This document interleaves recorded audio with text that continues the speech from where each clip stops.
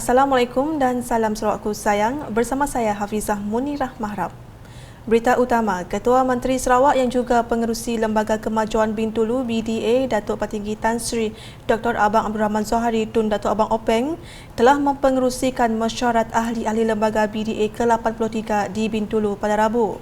Mesyuarat yang berlangsung kira-kira 3 jam di Hotel Fairfield Marriott Bintulu Paragon itu dihadiri semua ahli lembaga BDA bagi membincangkan tentang polisi dan hala tuju BDA dalam merancang pembangunan ekonomi dan sosial di bahagian Bintulu.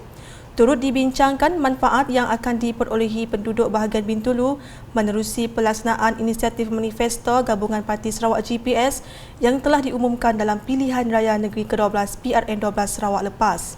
Hadir sama Setiausaha Kerajaan Negeri Sarawak Datuk Amal Jaul Samiun, Ahli Dewan Undangan Negeri Adun Jepak Datuk Talib Zulpilip, Timbalan Pengerusi BDA Datuk Haidar Hazhar Han, Presiden Bahagian Bintulu Datuk Jack Amanwat, Pengurus Besar BDA Datuk Muhammad Yaakob Kari, Pengarah Jabatan Tanah dan Survey Sarawak Datuk Abdullah Julaihi dan ahli-ahli lembaga pengarah BDA lain.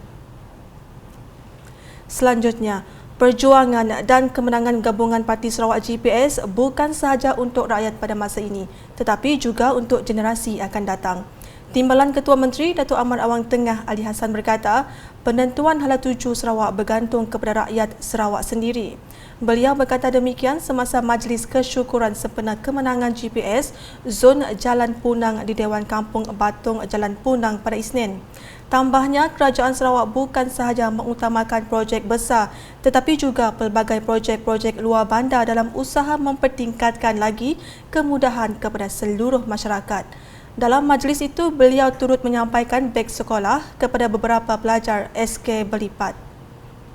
Laporan seterusnya di Miri, Menteri Penghutan Sarawak Datuk Seri Lee Kim Shin telah mempengerusikan perbincangan pada Isnin bagi menyelesaikan kekeliruan nelayan berhubung sempadan kawasan Miri Sibuti Coral Reef yang telah diwartakan sebagai taman negara sebelum ini. Menurut Datuk Seri Lee, perbincangan itu melibatkan beberapa pihak berkepentingan seperti Persatuan Kapal Nelayan Sarawak SFVA, Wakil Persatuan Nelayan, Agensi Penguatkuasaan Maritim Malaysia APMA Miri, Sarawak Forestry Corporation Sendirian Berhad SFC, Jabatan Perikanan Laut Sarawak JPLS, Wilayah 3, Pejabat Residen Bahagian Miri dan Pejabat Daerah Miri. Beliau dalam hal itu mencadangkan kepada SFC untuk berhubung dan mengadakan perbincangan bersama dengan semua agensi berkepentingan bagi memberikan penjelasan yang lebih terperinci mengenai sempadan tersebut.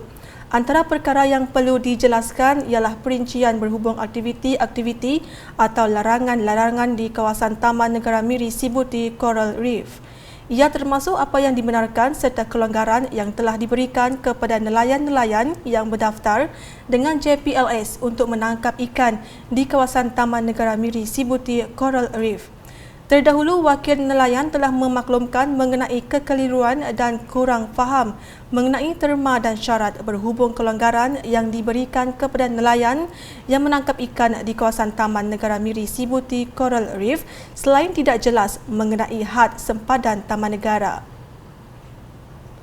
Dalam hal itu, rakyat di negeri ini diingatkan agar tidak leka dan kekal mematuhi prosedur operasi standard SOP ditetapkan kerajaan dalam memutuskan rantaian penularan wabak COVID-19. Menteri Pendidikan Inovasi dan Pembangunan Bakat Sarawak Datuk Roland Sagahwiin berkata, meskipun negeri ini sudah memasuki fasa 4 Pelan Pemilihan Negara PPN, namun ia tidak menjadi alasan untuk masyarakat menjadi alpa. Ahli Dewan Undangan Negeri Adun Tarat itu turut menegaskan agar pematuhan SOP seperti penggunaan pelitup muka, penjarakan sosial serta menjaga kebersihan diri perlu kekal dipatuhi. Beliau berkata demikian semasa majlis penghargaan para petugas di Pusat Saringan dan Persempelan SSC COVID-19 Tapah Anjuran Jawatankuasa Tapah Village Society pada Selasa. Tambah beliau, meskipun sudah diberikan kebebasan, namun masyarakat perlu terus memberi komitmen mematuhi langkah-langkah pencegahan bagi mengelak kemungkinan berlakunya penularan dan kluster kes yang baharu. Manakala di Bau, Bangunan pasar baharu untuk menjual barangan basah berhampiran Ming Ming Wholesale di situ yang bernilai hampir 2 juta ringgit mula dibina dan dijangka siap dalam tempoh 12 bulan. Projek rakyat di bawah projek transformasi luar bandar RTP itu dilaksanakan untuk menggantikan bangunan sedia ada bagi menambah baik kesesuaian dan keselesaan kepada penjual dan pengunjung. Menteri Muda Pengangkutan 2 merangkap Ahli Dewan Undangan Negeri Adun Tasik Biru, Datuk Henry Harijinep telah hadir menyaksikan serah tapak projek tersebut yang dilakukan oleh Setiausaha Majlis Daerah Bau Simon Wong Hong Yong kepada kontraktor dilantik pada Selasa. Kerja-kerja pembinaan pasar basah non-halal menjual daging ayam dan kinzir itu akan bermula selepas serah tapak tersebut dilakukan. Perkembangan berikutnya di Mukah. Ahli Dewan Undangan Negeri Adun Telian Royston Valentine telah menghadiri perjumpaan bersama beberapa agensi bagi membincangkan mengenai perancangan cadangan projek bertempat di Balai Raya Kampung Penat Mukah baru-baru ini. Antara agensi yang hadir ialah Wakil Pejabat Daerah Dalat, Wakil Jabatan Kerja Raya Mukah serta Timbalan Wali Kota Mukah J. Keram. Rombongan turut mengadakan lawatan tapak di Kampung Penat Ulu Mukah yang berada di bawah kawasan pentadbiran Pejabat Daerah Dalat. Selanjutnya, mulai Januari tahun ini, paras garis kemiskinan PGK yang menjadi syarat kelayakan untuk memohon bantuan kebajikan telah dinaikkan daripada RM1,020 kepada RM1,169. Pengumuman kerajaan berhubung kenaikan PJK itu pastinya memberikan kelegaan kepada rakyat, khususnya isi rumah yang berpendapatan RM1,169 ke bawah. Beberapa orang awam yang sempat ditemui wartawan unit komunikasi awam Sarawak UKAS menyambut baik inisiatif berkenaan kerana ia dapat membantu meringankan beban rakyat yang dalam kelompok berpendapatan tersebut. Bagi kami, bantuan yang diberikan oleh kerajaan itu adalah sangat-sangat bagus sebab ianya sangat-sangat membantu rakyat dalam menangani terutamanya pandemik yang kita alami sekarang, iaitu COVID-19. Kita masing-masing tahu bahawa dalam pandemik yang sebegini, semuanya masing-masing mempunyai beban yang amat berat terutamanya dari segi kewangan. Jadi bantuan yang kerajaan negeri ini beri adalah sangat-sangat membantu rakyat-rakyat untuk bangkit. Jadi kami berterima kasih kepada kerajaan negeri sebab dah banyak beri bantuan kepada rakyat yang susah, yang berpendapatan rendah, khususnya kepada golongan macam ibu tunggal, anak-anak yatim, semua. Dengan segala bantuannya dapat meringankan beban dan juga membantu kehidupan seharian para rakyat. Mengikut pendapat kami lah, bantuan tu banyak membantu lah untuk ibu tunggal, untuk yang bergaji rendah macam pekerja macam penjaja juga boleh nikmat bantuannya. At least ni dapat mengurangkan beban sihatnya lah. Keperkembangan di Limbang. Program imunisasi COVID-19 kebangsaan PICK di daerah Limbang berjalan dengan lancar untuk memastikan perlindungan optimum terhadap jangkitan COVID-19.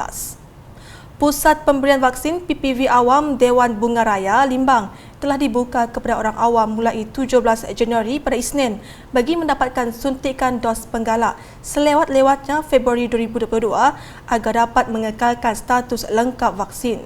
Sehubungan itu, penduduk yang ingin mendapatkan suntikan dos penggalak atau yang telah terlepas tarikh janji temu vaksin disarankan hadir secara walk-in di Dewan Bunga Raya pada tarikh yang telah ditetapkan dengan waktu operasi pemberian vaksin adalah dari jam 8 pagi sehingga 3 petang sahaja. Orang awam yang mempunyai sebarang pertanyaan mengenai pemberian vaksin COVID-19 diminta untuk menghubungi hotline Pusat Pemberian Vaksin Daerah Limbang melalui WhatsApp di talian 013 830 1046. Sementara itu, jumlah pengambilan dos penggalak yang tinggi di Sarawak terbukti membantu menurunkan kes positif COVID-19 dan kematian di negeri ini sejak 2 bulan lalu. Kajian mendapati lebih banyak bukti klinikal dan data dunia nyata menunjukkan bahawa dos penggalak ini diperlukan untuk pelindungan berterusan terhadap COVID-19. Wartawan Unit Komunikasi Awam Sarawak UKAS pada Selasa mendekati orang awam untuk mendapatkan respon serta pandangan mereka mengenai hasil pemberian vaksin tersebut. Ini kerana orang awam berperanan penting dalam membantu kerajaan mengurangkan keraguan sesetengah pihak terhadap keberkesanan vaksinasi.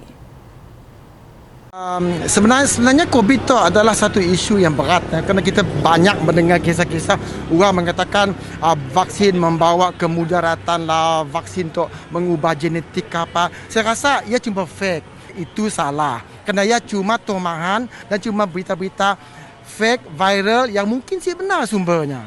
Vaksin dengan adanya booster ya memang banyak membantu. Dan satu lagi saya rasa bila manusia kita di Sarawak tu sikap kita tu yang bagus dan yang tip-top dengan keadaan mentalnya menerima bahawa tu saranan kerajaan, tu perlu kita lakukan untuk jaga SOP, tu perlu kita lakukan untuk vaksin dan juga kerajaan banyak membantu sebenarnya. Saya dah booster. Saya dah 2 kali vaksin dan rasanya cukup sihat. Bagus. Alhamdulillah. Harap kita semua menjaga SOP kita dan sentiasa sama kita dan kita jaga penjarakan kita. Dan dari semasa ke semasa kita mesti mengikuti maklumat yang disampaikan di saluran rasmi untuk supaya kita berjaga sama-sama dan memberi kerjasama yang bagus kepada pihak berkuasa. I think that I'm very grateful for the government because they made it easier for us to get vaccinated because we heard from a lot of places, especially in Semenanjung, that a lot of them are not vaccinated enough. So us in Sarawak, we are very grateful for that and thank you to the government. To those that has not been vaccinated, please go. It's already been proven that the vaccine is very good to us, as we can see that the cases are very low now.